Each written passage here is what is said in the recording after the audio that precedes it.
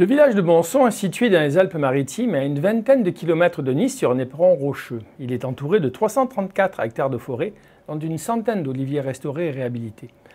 Bonson comprend de nombreux édifices religieux. Pour les visiter, vous devrez prendre contact avec la mairie et vous inscrire dans une visite guidée. Vous découvrirez l'église Saint-Benoît avec une partie romane édifiée à la fin du XIIIe siècle et son mobilier classé au titre des monuments historiques.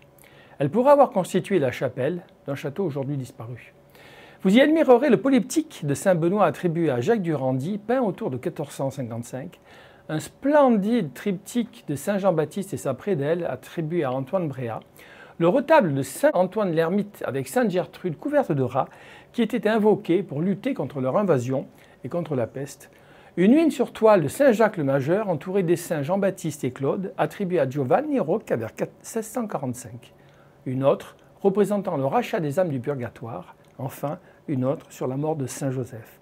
Au bas du village se trouve la chapelle Saint-Jean-Baptiste datée de 1510, construite sur un ancien chemin muletier avec sa superbe et très rare voûte gothique en étoile. Près de la mairie, la chapelle Saint-Antoine l'Ermite, protecteur des épidémies et de la peste, est une chapelle de porte, destinée à assurer une protection à tous ceux qui entraient ou sortaient du village.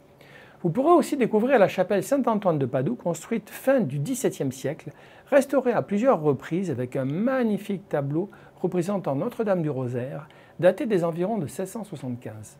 Enfin, une petite chapelle du XVIIe siècle dédiée à Saint-Hospice, un ermite qui vivait reclus à la pointe du Cap Ferrat et était invoqué en période de sécheresse pour obtenir la pluie. Elle est établie sur une esplanade qui domine le paysage.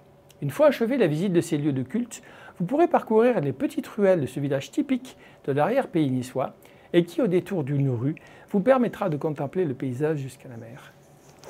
Bonne découverte!